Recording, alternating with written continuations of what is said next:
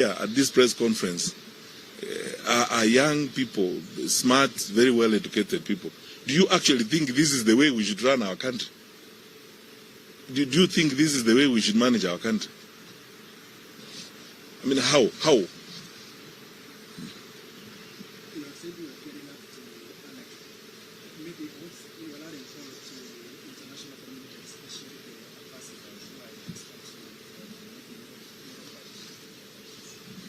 You know, I've said before, by the way, this is something I need to point out. You know, when we comment about things,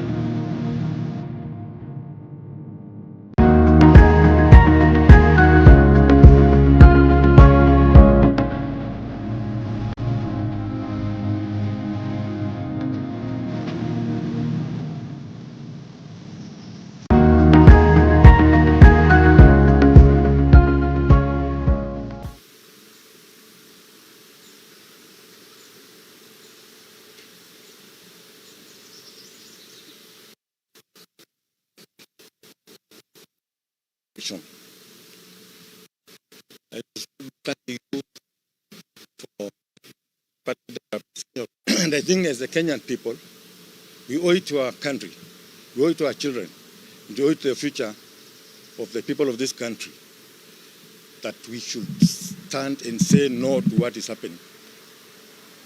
And I think every Kenyan should ask himself or herself, is this the way this country should go? Are we sacrificing our country for political expediency and all that? And I think as a party, we are saying we must come together this time to stop what is happening.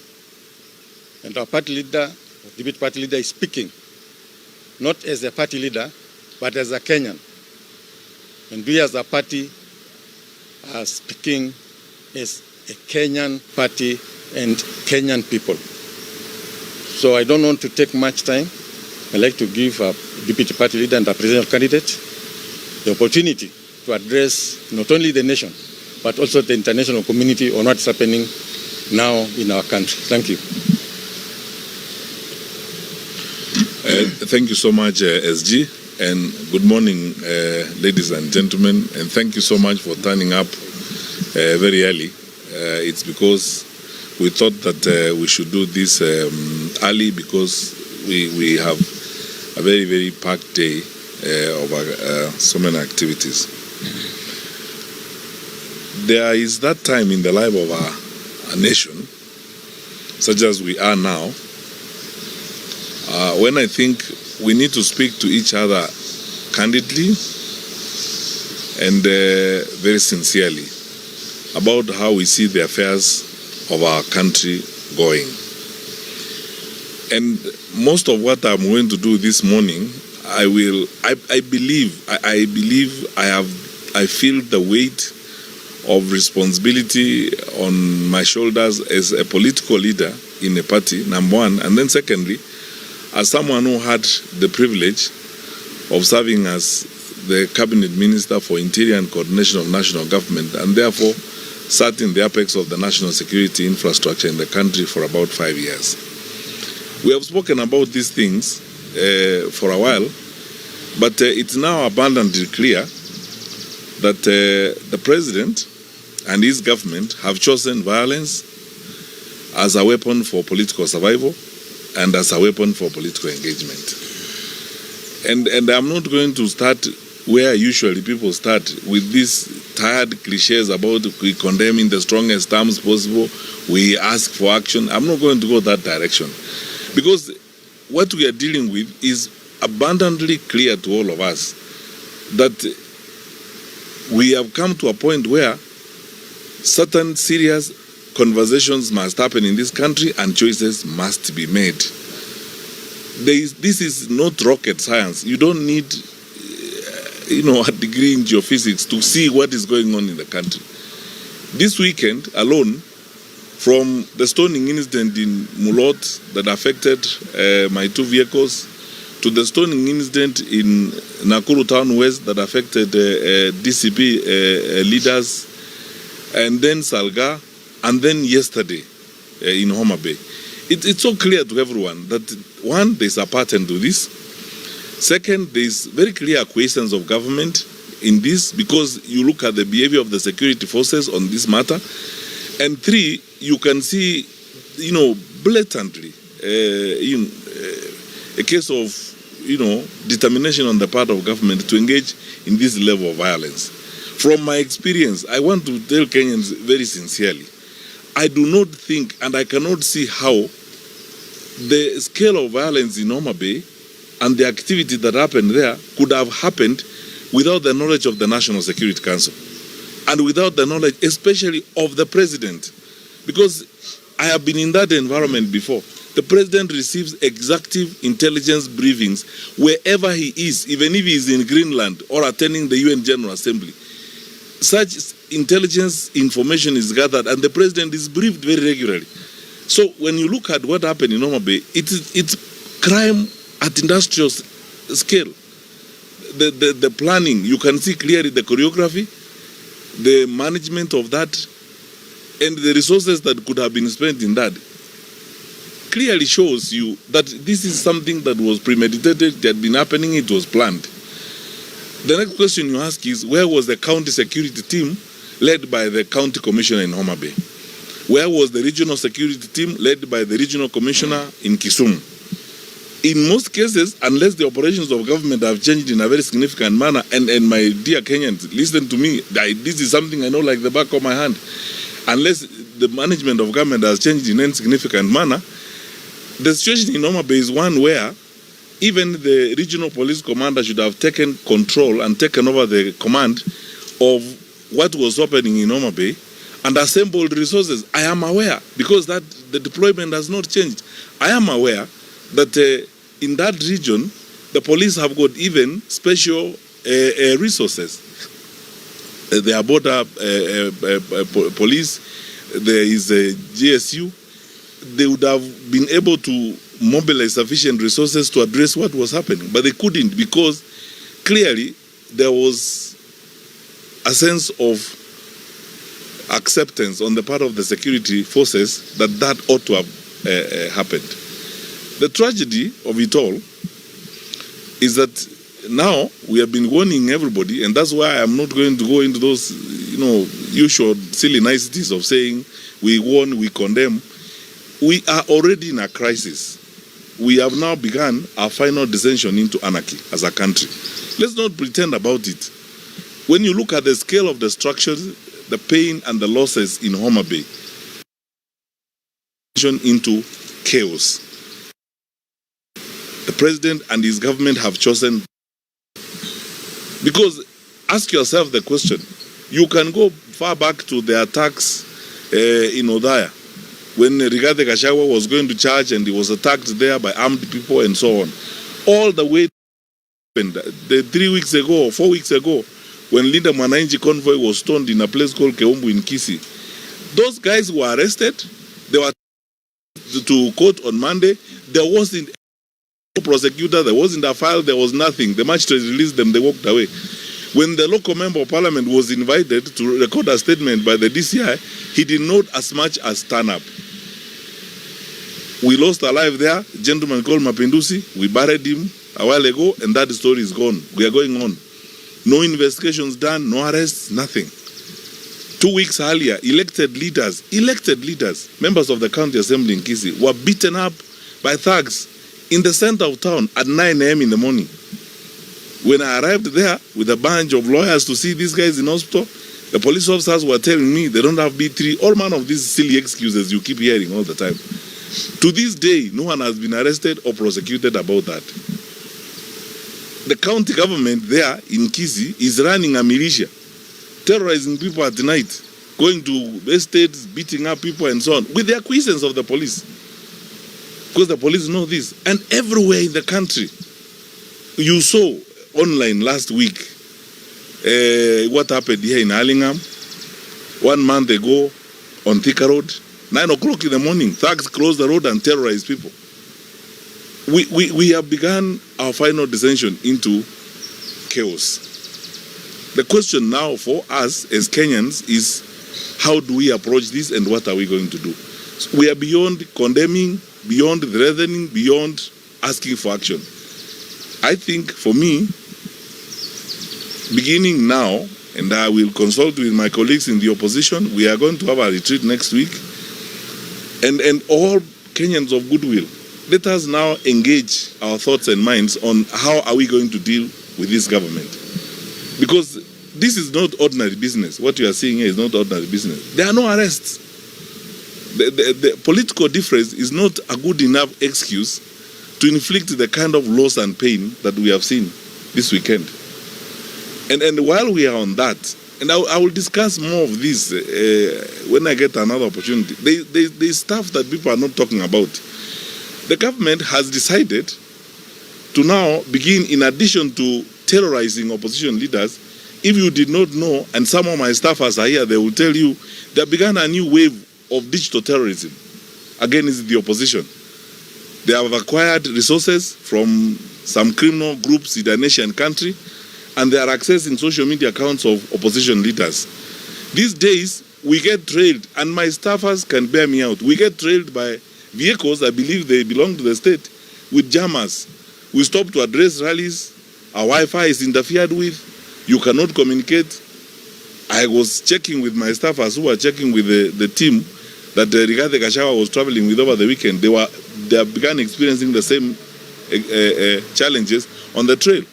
And these are jammers. I believe this is the work of the state. Who has the capacity to do that? You have seen unprecedented investment in propaganda, fake news, and so on.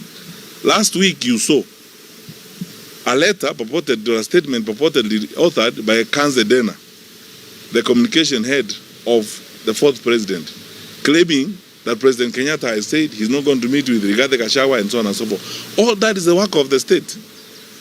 Now the state is investing huge amounts of money in propaganda, in fake news, and so on, targeting the opposition and so on, instead of focusing on the challenges we have as a country.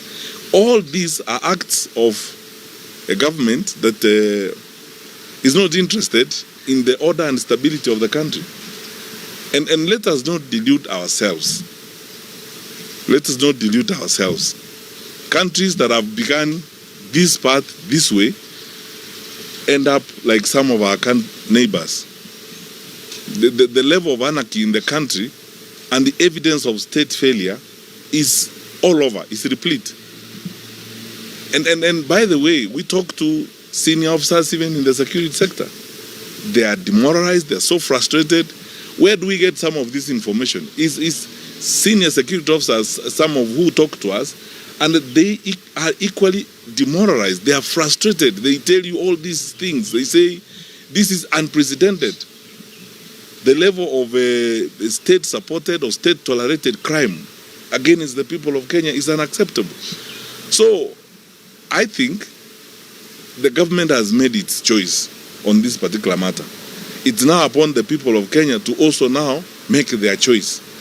And this is not going to come easily like that. It's going to require all of us to have conversations, consult one another, plan, and take a course that we believe, first of all, is lawful and preservative of our country, and then see how else we can address this problem. Otherwise, we are not going to reverse this. You know, our fellow citizens who happen to be in power, President Ruto and his colleagues, imagine unwisely that access to instruments of power guarantees you control and management of this for a long time. They are so wrong, and they will discover how wrong they are shortly.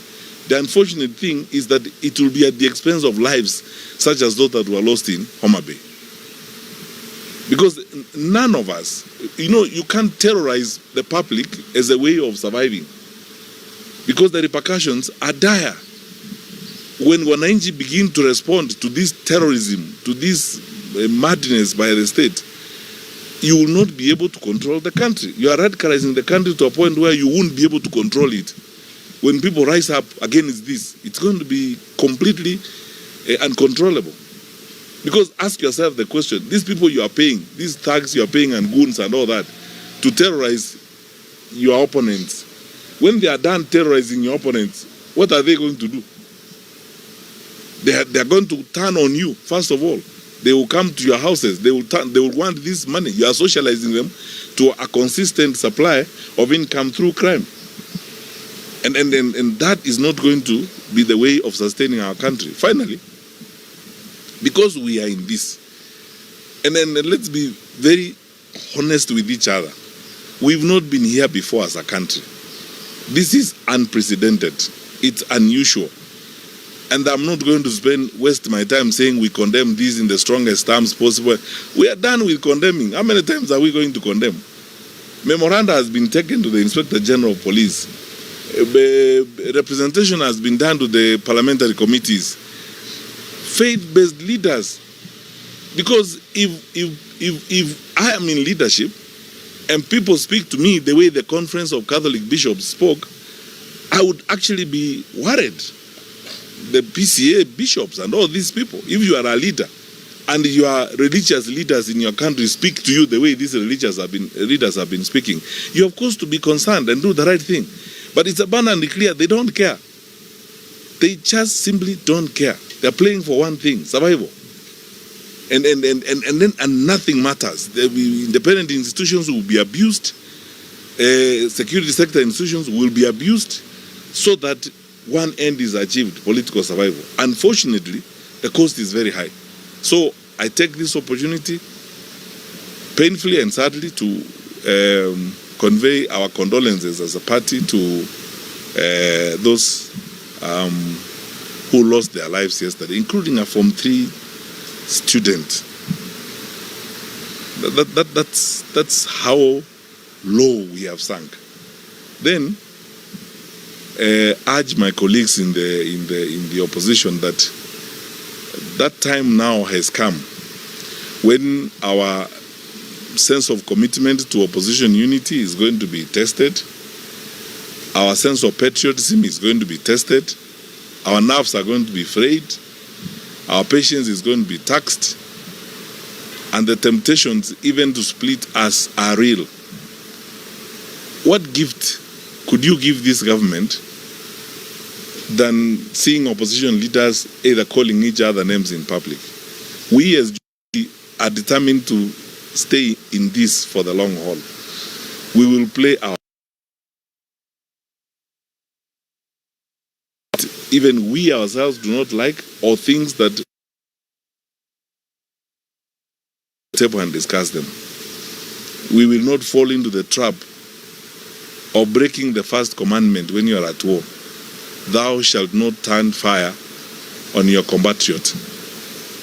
The challenges we have are coming from one direction, the government of the day, and now is the time for us to cross ranks, work together, and ensure that we do the right thing for the country. I pray that we fall into those temptations of focusing on each other and criticizing each other, and sometimes using language that is intemperate.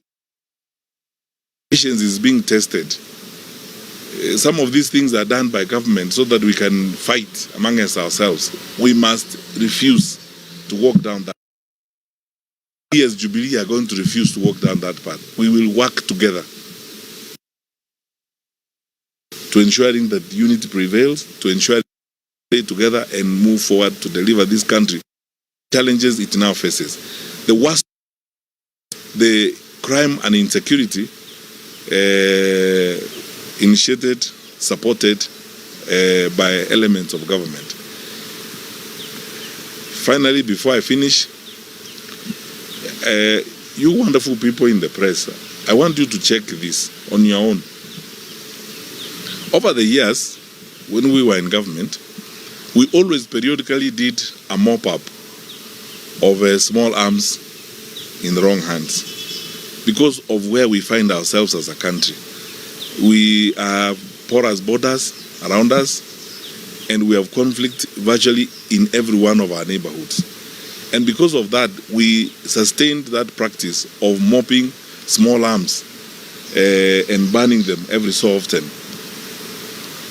What is harrowing to me, even with the knowledge I have on how the security sector operates, there were armed people in that Homa Bay meeting, some of them shooting. Nobody knows whether they are actually people from the disciplined groups. My sense and suspicion is that there are far too many small arms in the wrong hands in the country, which is now fueling up the confidence of criminals and criminal activity. Now, how do we go to an election in that kind of environment? I don't want to say we're asking the government. This is common sense. It's something they know they ought to do. It's something they know they ought to do. And if they are not doing it, they are not doing it deliberately because they have an end they want to achieve. I cannot imagine how, with the kind of security resources we have in the country and the kind of infrastructure we have, we could see the violence in the scale of what we saw in Homa Bay. For 2 days, a rural county in Kenya is actually under the spell and control of criminals. For 2 days. And we behave as if this is normal. I have done my duty as a leader on behalf of my colleagues. I have pointed out to the country and I have warned that we have begun our final descension into chaos and anarchy in this country. The question is, what are we going to do as a people? My suggestion is we will have to sit down, consult all actors and choose which path we are going to follow. Because we are beyond that idea of saying we condemn what happened yesterday. We are beyond condemnation. That's what we do every time. And they know, I want to tell fellow Kenyans, people know that I usually speak bluntly this way. Let's stop this pretense. You know, we are not dealing with a normal situation now in the country. We are not. Where? When you see those kinds of things happening, and who will tell me? Who? The county commissioner or the regional commissioner to tell me that that kind of stuff would happen in your area of jurisdiction and you don't have backing from your bosses to witness that kind of nonsense going on there, where citizens are being hurt and being maimed because of politics in broad daylight? The government has chosen that. That's why it's happening. And the deployment of resources, you can see clearly this was very well choreographed, it was very well planned. You don't have to be you can tell the amount of resources being involved, the level of mobilization. The leaders in that area who are organizing that had been swearing all week. And no one is arrested these days, no one is charged in a court of law with that kind of violence. The level of impunity has gone to new levels. And so the question you ask is, do you actually believe that you can continue doing that in this country for the next 11 months and hope that there will be a country after that? The greatest question to Kenyans today and always is, which way Kenya? Are we going to allow our country to burn? Because it's clear we have begun that path. Or are we going to allow our country to be destroyed? We must answer that question with a sounding no and follow it up with action. The action is we will sit together and figure out what legal way do we go forward, what do we do. All of us who are interested in the stability of the country, political power and all these things are secondary to the lives of our people, to the stability of our nation. Kenya is much more important than any one of us. This is something we have to think and act about. Thank you. Crispin, yeah, I'd say it, we are good. And unless there's something burning on this particular subject, please.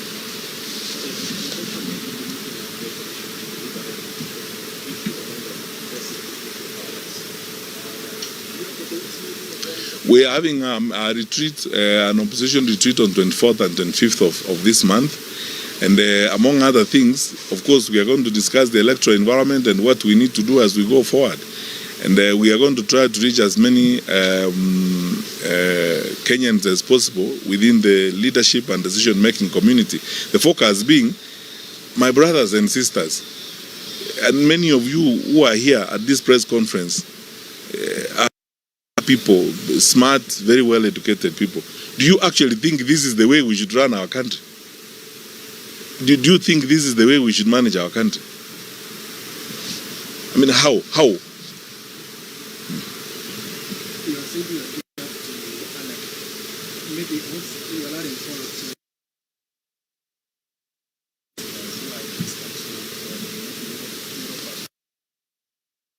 You know, I've said before, by the way, this is something I need to point out. You know, when we comment about things and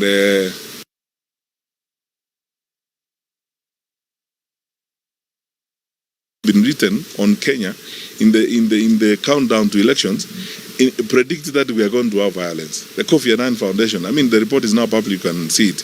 I saw the other day a report that was done by private investors from EU are interested in Kenya. I even made an interview I did another day.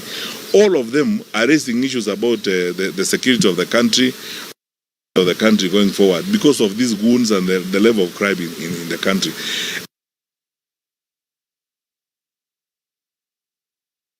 Concerned about the way we are managing our country, not necessarily in the build-up to elections, but the general attitude of the government towards the management of the country. You know, when you look at our leaders and the kind of speeches that come from their mouths, it's shocking. You wonder whether we live in the same place.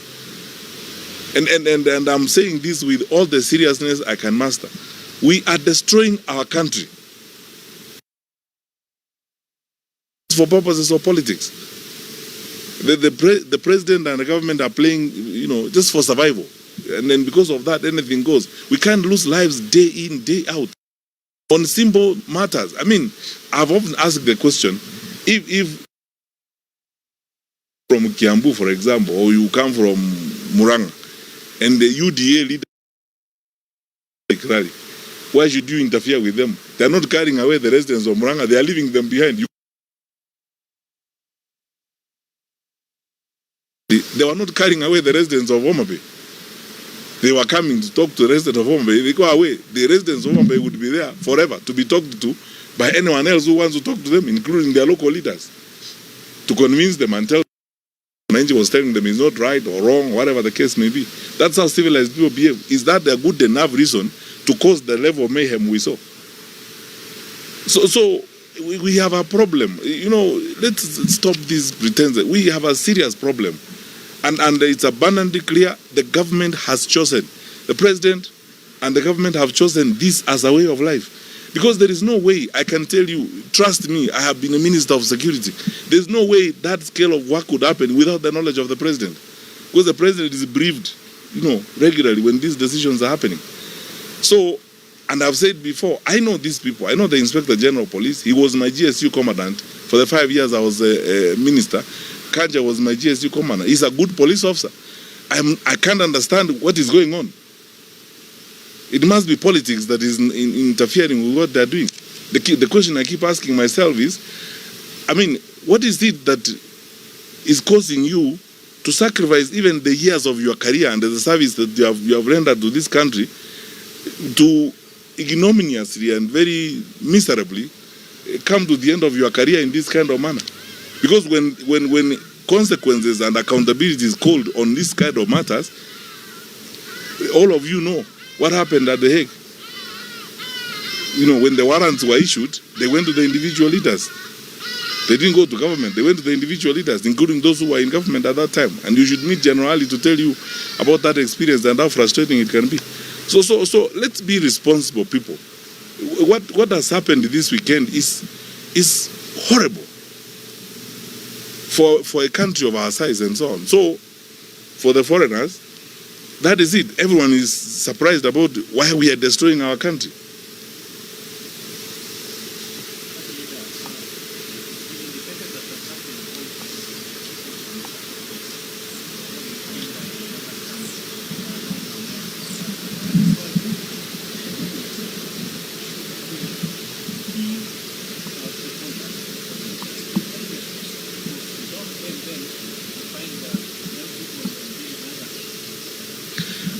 You know, to be honest with you, and I was telling some colleagues of mine the other day, you know, the level of responsibility in our society and moral responsibility is very, very low, especially when it comes to issues of politics.